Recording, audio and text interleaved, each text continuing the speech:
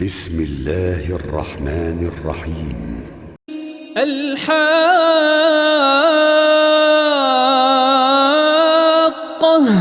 ما الحاقة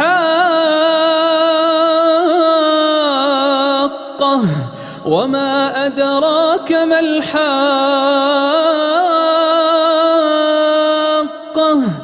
كذبت ثمود وعاد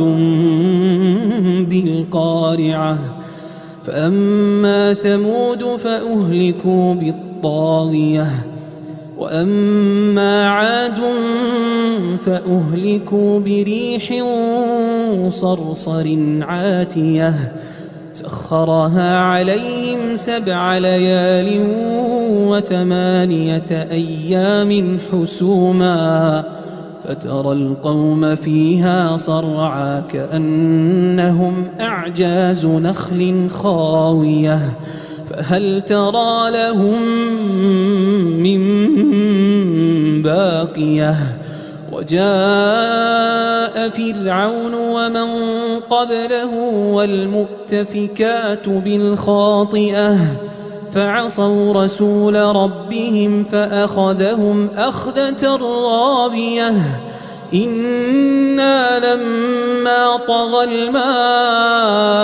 حملناكم في الجارية لنجعلها لكم تذكرة وتعيها أذن واعية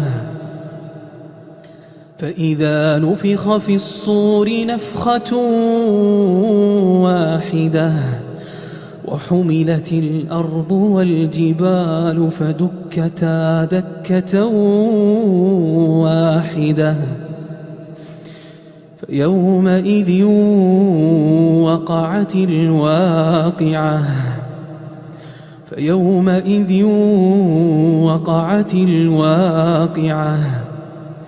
وانشقت السماء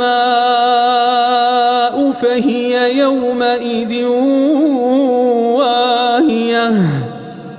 والملك على أرجائها ويحمل عرش ربك فوقهم يومئذ ثمانية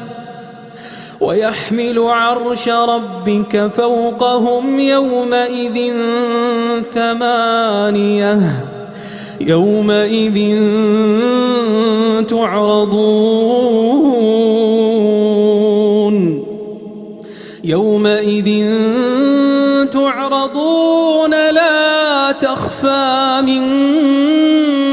منكم خافية فأما من أوتي كتابه بيمينه فيقول هاؤم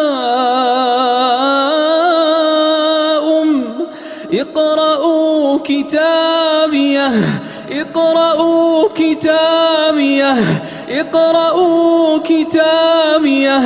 إني ظننت أني ملاق حسابيه فهو في عيشة راضية في جنة عالية قطوفها دانية كلوا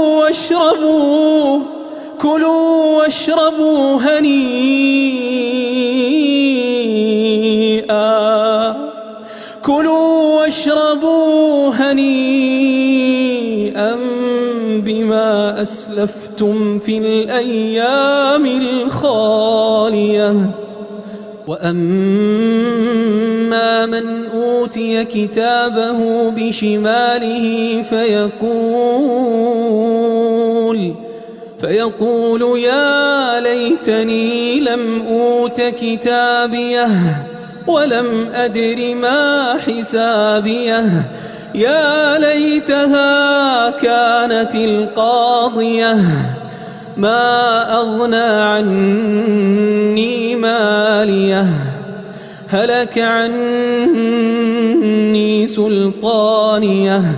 خذوه فغلوه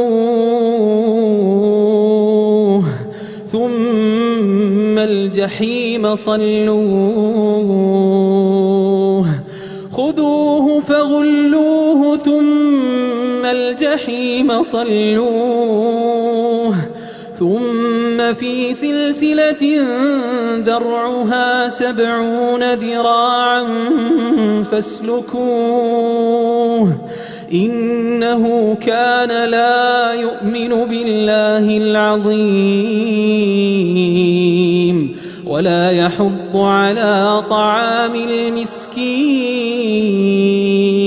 فليس له اليوم هاهنا حميم ولا طعام إلا من غسلين لا يأكله إلا الخاطئون فلا أقسم بما تبصرون وما لا تبصرون إنه لقول رسول كريم وما هو بقول شاعر قليلا ما تؤمنون ولا بقول كاهن قليلا ما تذكرون تنزيل من رب العالمين ولو تقول علينا بعض الأقاويل لأخذنا منه باليمين ثم لقطعنا منه الوتين